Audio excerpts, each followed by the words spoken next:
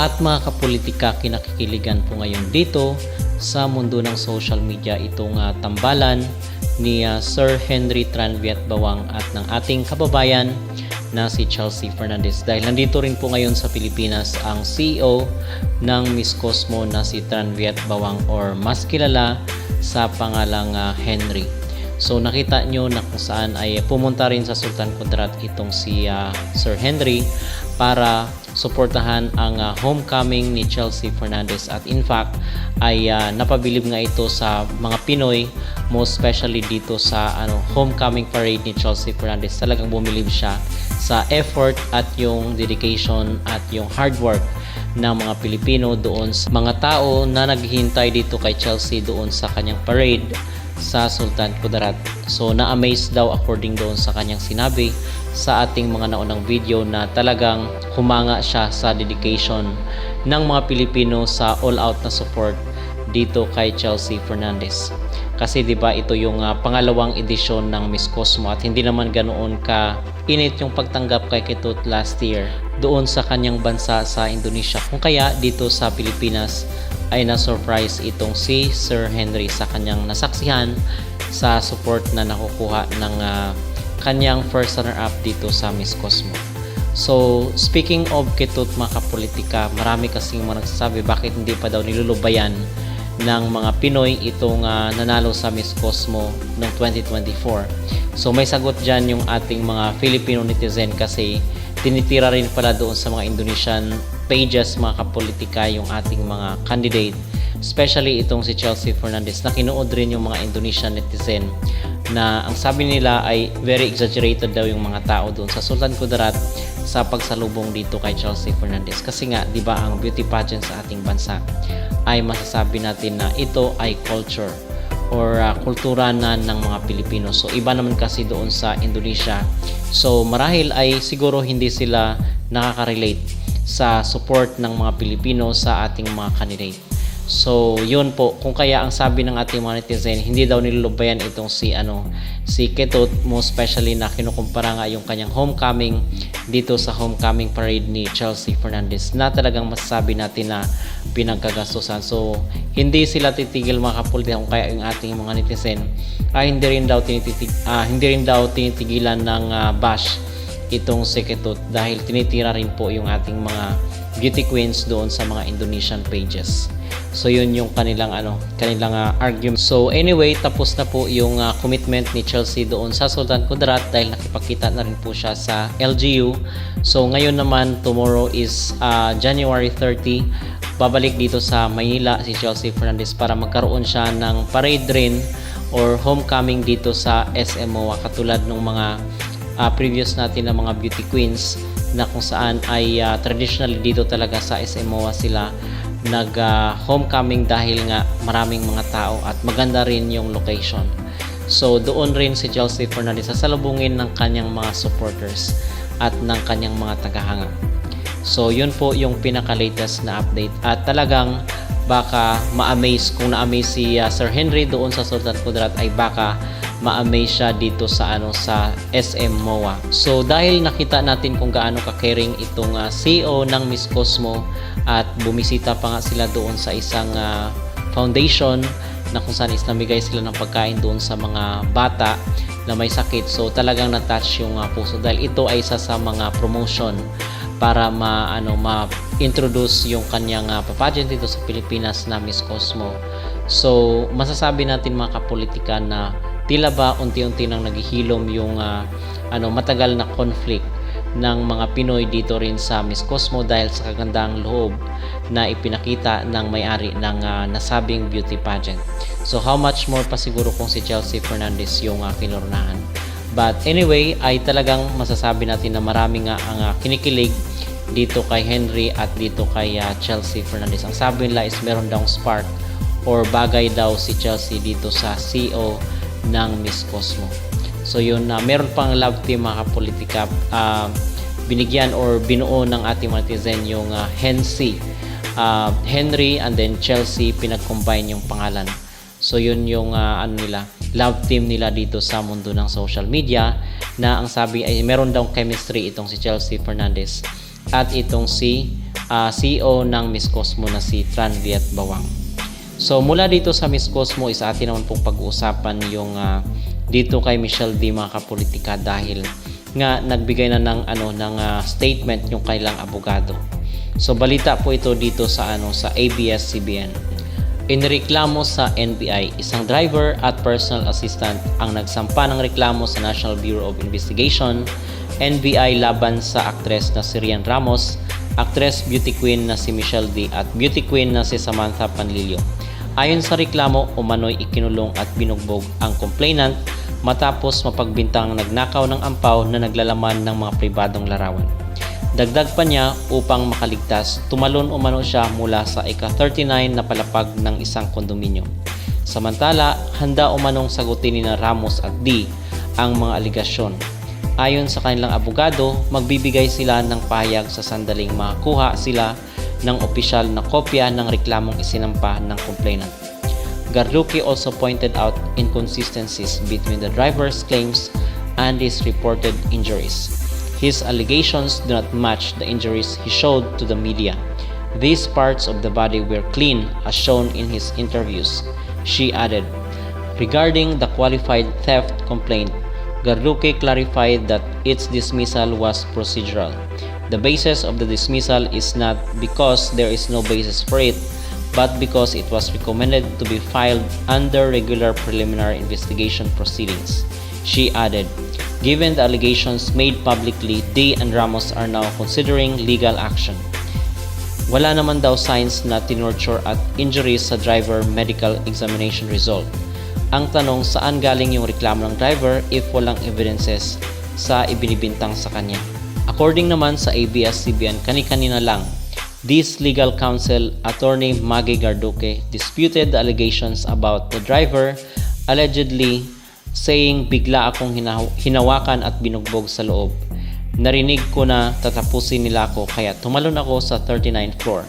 Noting that records show D was in Iloilo on January 17 and only returned early morning of January 18. She added on January 19, the driver was already at the Makati City Police Station for inquest proceedings and underwent medical examination prior to detention. No signs of said mauling was seen during his medical examination, she said. So ito mga kapolitika yung sabi ng abogado nila Michelle D. So ano't ano pa man ang maging kahinatnan, I believe na kinakailangan rin ng mga supporters at ng mga tagahanga na malaman yung katotohanan dito sa nangyaring incident, kung sino ba talaga yung may pagkakamali or sino yung nagsasabi ng totoo, kasi there is two side of the story, the false one and the true one. So malalaman yan sa mga sunod na araw kung magkakaroon ng isang thorough investigation dito nga sa bintang ng isang personal assistant kay Michelle D at doon sa mga iba pang sangkot na akusado. So mga kapolitika, abangan po natin ang mga susunod na kaganapan at mga susunod na balita. Ano po ang inyong magreaksyon dito sa tambalan di umano ni Chelsea Fernandez at ni Henry Tranviet Bawang? Kung kayo ang tatanungin mga kapolitika, meron bang chemistry itong si Henry at itong si Chelsea Fernandez? Mag-comment down below at huwag kalimutang mag-like at mag-subscribe na rin kayo para updated kayo sa ating mga latest issue. That I got when we went to Sapa, remember. So pa 1 month na yung sipon and ubo ko, hindi pa gumagaling, tapos nadagdagan pa.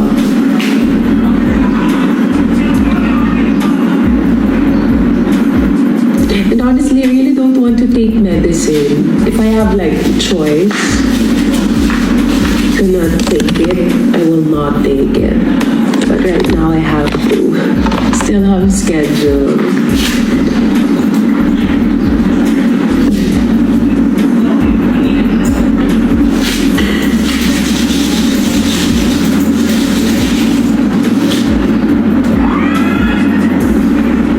I'm hungry na. Highlighter na. Arte, I'm hungry na. Wala yung Vietnamese kami.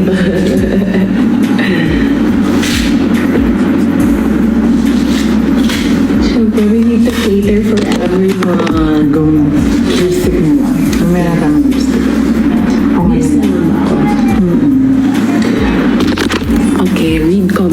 first. Dito siya.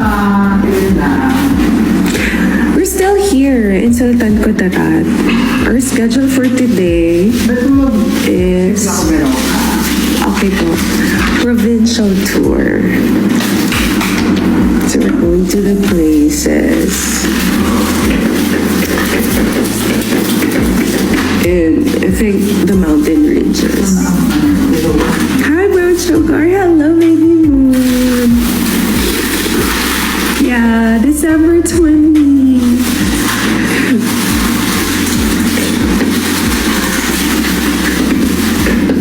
We went to Tacorong yesterday.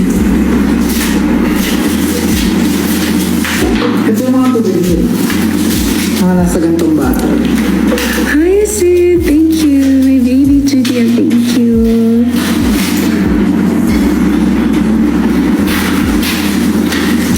Oo, so hi Brad Sugar. So may palindol-lindol pa rin dito sa Sultan Kudarat. But then again, guys, thank you for making us proud. Being a Filipino.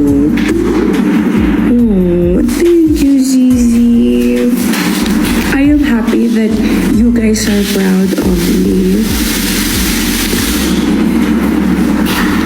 They said runner-up is just a runner-up, but for us, it's still an achievement. Thank you, baby Rona. And if the Sultan Kudarat recognized my winning, then we should be happy. Thank you, Corey. Carlotta, thank you. Kasi syempre sila yung number one na nag-support sa atin. I'm not discrediting the support of the other people. Pero if real talk lang, syempre number one na nag-support ang Sultan. So if they're happy with our achievement, then we should accept it.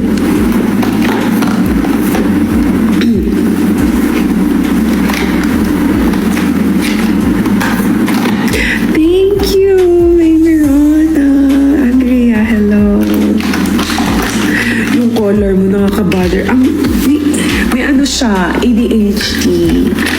Ganyan din ako minsan. Umaatake. Okay, it's time to change our clothes. Take medicine, lovely ha? Yes po. Oh, I have to check my schedule on February 1. I think I have a morning flight.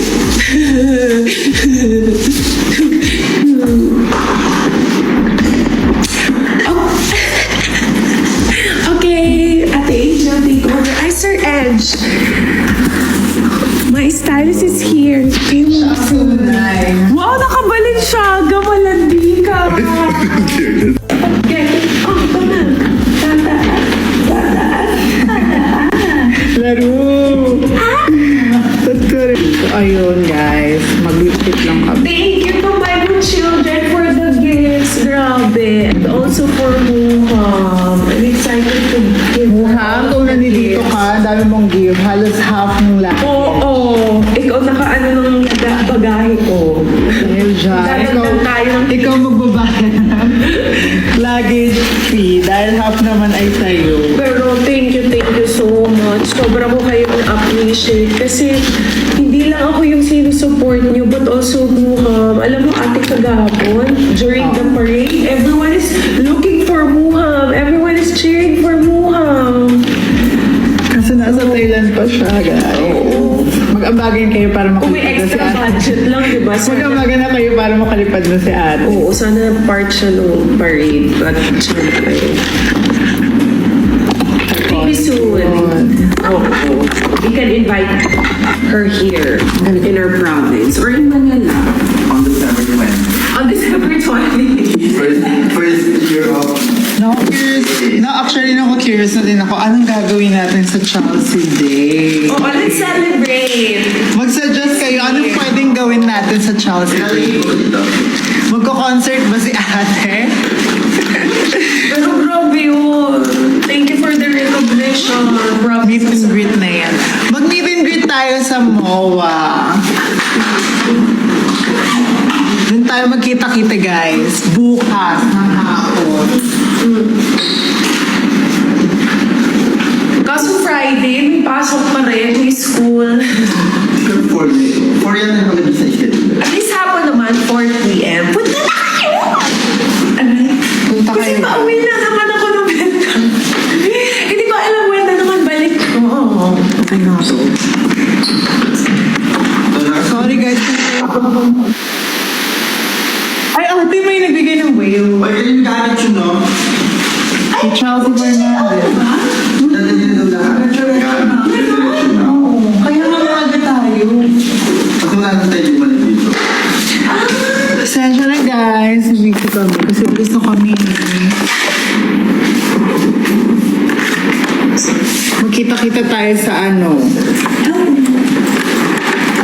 Wala ka tayo. I'm also using the gift. I'm also using the jacket from the gift from my celestials, I think, or children. What children? Basta thank you. This is a challenge home jacket. Ganda.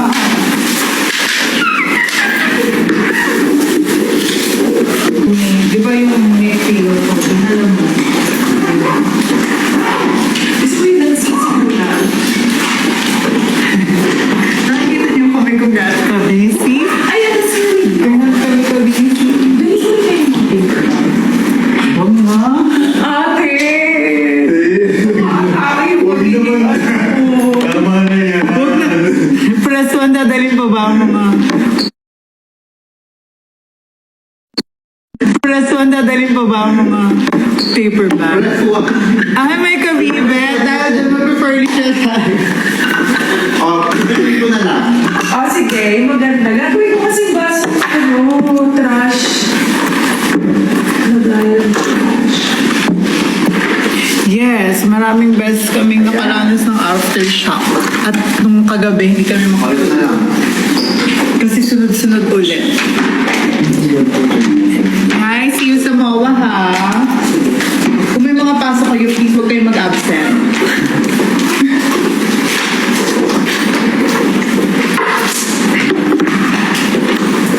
See you po tomorrow. Papakinig po tayong lahat doon.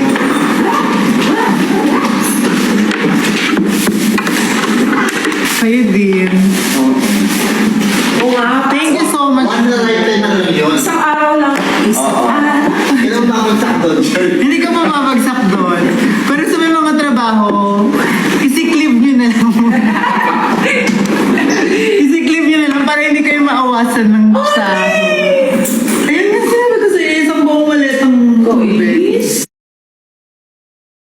Goilis? Luggage. luggage. Worth it ang absent ko. Salamat po. Opo, puyat po talaga kami, Kay. Opo, pasensya na po puyat. Kasi minamaximize lang namin yung oras ni Ate dito. Hanggat kayang gawin namin, gagawin namin. Tapos bago siya lumipad sa susunod na araw, papakinig ko siya sa MOA. Para lang makita kayo kasi syempre nag-support kayo kay ate. Anyways, dyan muna kayo. Lalagay ko lang sa malat. At saka, grabe, ang dami kong neck pillow. Sobrang dami kong neck pillow. Isang dosena na. Mamimiss ko tong favorite ko. Mag-1 year na to sa akin. I bought this during MUPH days. So, 1 year na. Naalala ko, mag-1 year na din. Simula nung, Rhea! Baby Rona, thank you! Naalala ko, mag-iisang taon na din.